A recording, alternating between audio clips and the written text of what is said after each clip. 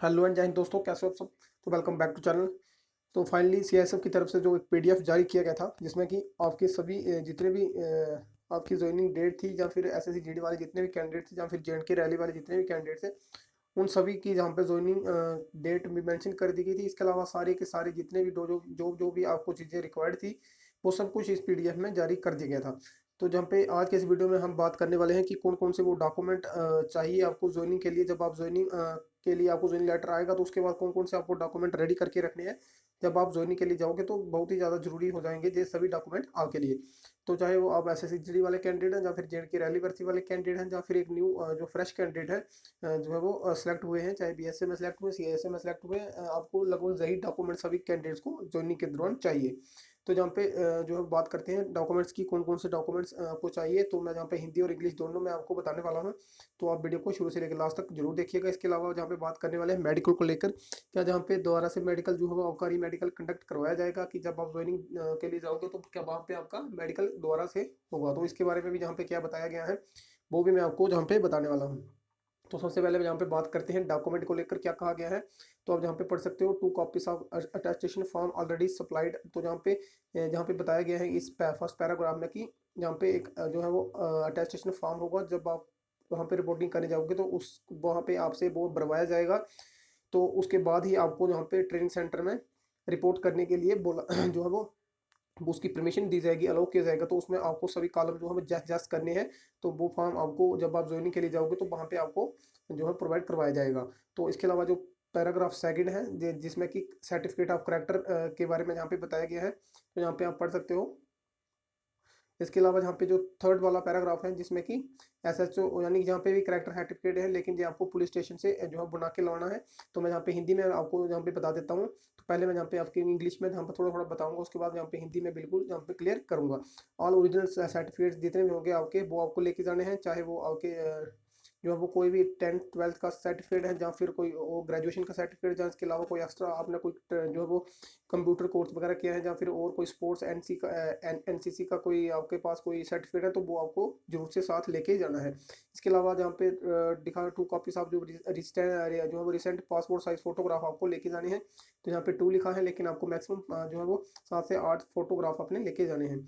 तो यहाँ पे इन केस जो are already employed in government, तो यहाँ पे अगर आप पहले से ही कोई जॉब वगैरह करते हैं, तो उसकी आपको यहाँ पे एनओसी वगैरह लेके जानी होगी।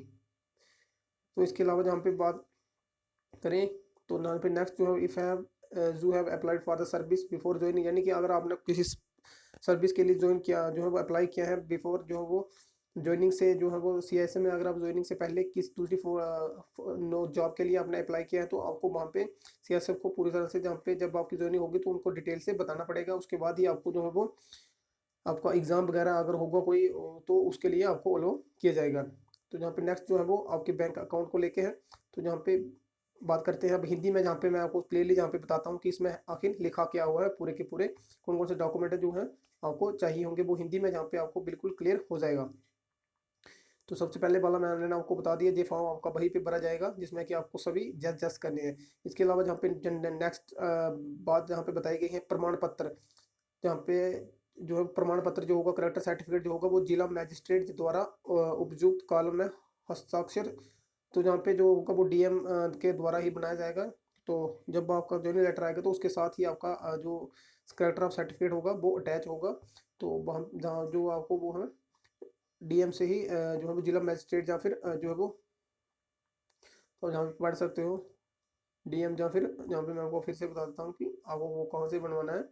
जहाँ पे सब डिविजनल मैजिस्ट्रेट यानी एसडीएम, या फिर डीएम से ही आपको वो बनवा के जाना है, तभी आपका वो वैलिड होगा। इसके अलावा यहाँ पे आप देख सकते हो नेक्स्ट है, आपके स्थानीय एसएचओ द्वारा पूरी तरह से और हस्ताक्षरित विधिक रूप से चरित्र और प्रमाण पत्र पहले से, यानी कि जहाँ जो दूसरा जो होगा वो आपके वो भी आपके जो है वो उसी के अटैच होगा ज्वाइनिंग लेटर के साथ ही। तो वो भी आपको जो है वो एसएचओ यानी स्टेशन हेल्थ ऑफिसर जो होता है आपका, आपके नज़दीकी जो थाना वगैरह होगा, तो वहाँ से आपको बनवा के जाना है। इसके अलावा जहाँ पे नेक्स्ट जो है S C S T O B C, जहाँ पे स्पोर्ट्स एनसीसी, जहाँ फिर अन्य कोई कोई भी आपका जो सर्टिफिकेट होगा वो आपको जरूर से लेके जाना है। इसके अलावा आपको पासपोर्ट साइज फ़ोटो जो मैंने आपको बता दिया। इसके अलावा यदि आप पहले से गवर्नमेंट पब्लिक सेक्टर उपक्रम आदि में कार्यरत हैं तो आपको उपयुक्त परीक्षण केंद्र में रिपोर्ट करने से पहले औपचारिकता का पालन करने के बाद स्वयं को राहत देनी होगी। वही मैंने आपको बता दिया कि अगर आप पहले से कोई जॉब वगैरह करते हैं तो उसकी आपको एनओसी वगैरह वहाँ पे प्रोवाइड करवानी होगी।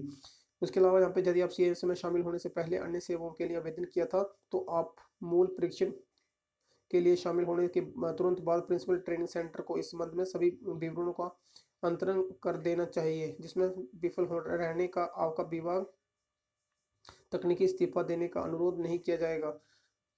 तो यहाँ पे वही बताया गया है कि अगर आपने जहाँ पे किसी जॉब के लिए अप्लाई किया है और आपकी जॉब लग जाती है तो उसकी पूरी का पूरा विवरण आपको पहले से ही बताना होगा। अगर आप बाद में इस्तीफा वगैरह दोगे तो वो एक्सेप्ट नहीं किया जाएगा और आपको वहाँ पे थोड़ा जो है वो आपके लिए फिर मुश्किल हो जाएगी। तो इससे अच्छा है कि आपको उनको क्लियरली जो है वो बताना है। इसके अलावा यहाँ पे बताया गया है कि आपको स्टेट बैंक ऑफ में अपने नाम से एक साधारण बचत खाता खोलना होगा। भारतीय ट्रेनिंग सेंटर में शामिल होने से पहले भारतीय स्टेट बैंक को दोहराता है तुम्हें कर, करना चाहिए भुगतान के हरण के लिए पासबुक, चेकबुक और एटीएम कार्ड, यानी कि आपको जो है वो एसबीआई में ही अपना अकाउंट ओपन करवाना है, जिसमें कि आपको उसका एटीएम कार्ड, चेकबुक और जो भी उसका पासबुक होगी वो आपको यदि संभव है हो तो आप आसान के लिए पैन कार्ड और आधार कार्ड, यानी कि आपको जो है वो मैंने आपको बता दिया कि आपको एसबीआई में अकाउंट खुलवाना होगा। उसके अलावा जहाँ पे आपको उसकी चेकबुक, पासबुक और उसकी जो है वो एटीएम कार्ड आपको अपने साथ लेके जाना है। और इसके अलावा आपको पैन कार्ड और आधार कार्ड भी जरूर लेके जाना है। अगर आपका अकाउंट नहीं खुला होगा तो वहाँ पे भी ओपन करवा दिया जाएगा। इसके अलावा आपके खाते में पर्याप्त धनराशि आपके कब्जे में होनी चाहिए, यानी कम से कम आपके अकाउंट में जो है 8,000 रुपये की धनराशि होनी चाहिए। आप अपने स्वयं के मैस डिपॉजिट के लिए जो रिपोर्टिंग केंद्र में, परीक्षण केंद्र में जमा किया जाएगा मैस डिपॉजिट चेक से होगा, यानी कि आपके 8,000 रुपये आपके पास होने चाहिए। तो जब आपको वहाँ पे जो है वो मैस में आपकी जो फीस जमा होगी लेकिन बाद में आपको वो जो है वो वापस हो जाती है। तो आपको कम से कम 8,000 जहाँ पे बताया तो आपको कम से कम 15,000 रुपये अपने पास, 10 से 15,000 रुपये अपने पास जरूर जो है वो रख लेने हैं।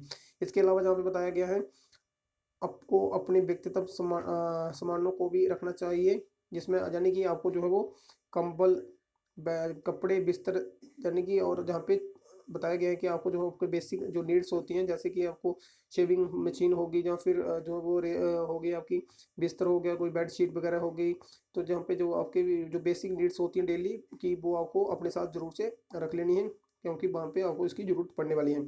आपको सलाह दी जाती है कि आप आभूषण जब महंगे आभूषणों को अपने कब्जे में ना रखें, यानी कि आपको कोई भी जो है वो महंगी चीज़ अपने साथ नहीं रखनी, जैसे कोई भी आपके रिंग वगैरह होगी या फिर कुछ चेन वगैरह होगी तो वहाँ पे गुम रहने का चांस होता है, यानी कि वहाँ पे अगर जो है वो गुम हो जाती है तो आपको जहाँ पे दिक्कत हो जाएगी। तो आपको जो कोई भी महंगी चीज़ अपने साथ नहीं रखनी है। इसके अलावा जहाँ पे प्रशिक्षण गतिविधियों के दौरान आपको मोबाइल फ़ोन ले जाने की अनुमति नहीं होगी, यानी कि जब आपकी ट्रेनिंग होगी तो वहाँ पे आपको मोबाइल फ़ोन यूज़ नहीं किया करने दिया जाएगा, यानी कि आप जब ट्रेनिंग के दौरान नहीं कर सकते, जब आपको फ्री टाइम मिलेगा तो आप यूज़ कर सकते हो।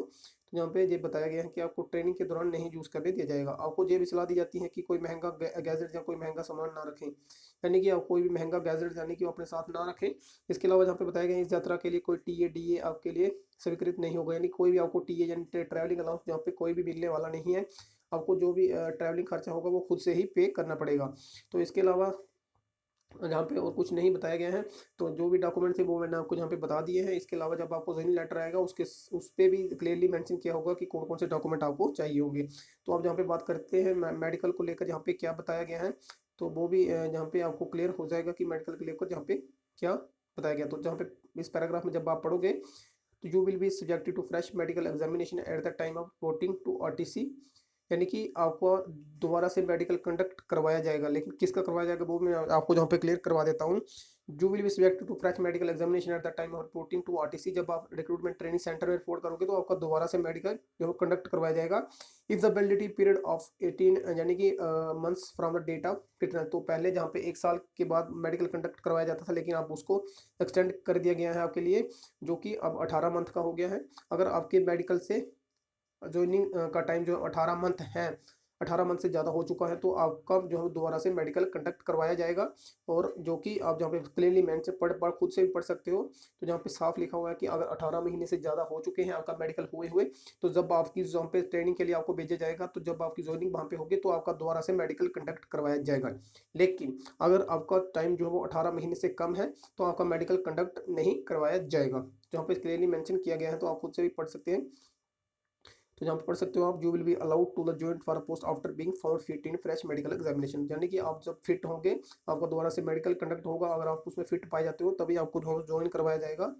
अगर कोई भी दिक्कत आती है तो आपको, तो ऐसा नहीं है कि आपको जो है बाहर कर दिया जाएगा, ऐसा नहीं होगा। लगभग सभी कैंडिडेट फिट ही होंगे, कोई भी कैंडिडेट को बाहर नहीं किया जाता। लेकिन फिर भी जहाँ पे मेंशन किया गया है कि अगर आपका टाइम जो पीरियड जो है वो 18 महीने से ज़्यादा है तो आपको जहाँ पे दोबारा से मेडिकल कंडक्ट करवाया जाता है। जो बात करें जे के रैली भर्ती वालों की, तो उनका मेडिकल जो है वो कुछ ज़्यादा टाइम नहीं हुआ है अभी, लगभग जहाँ पे 3 से 4 महीने ही हुए होंगे मैक्सिमम।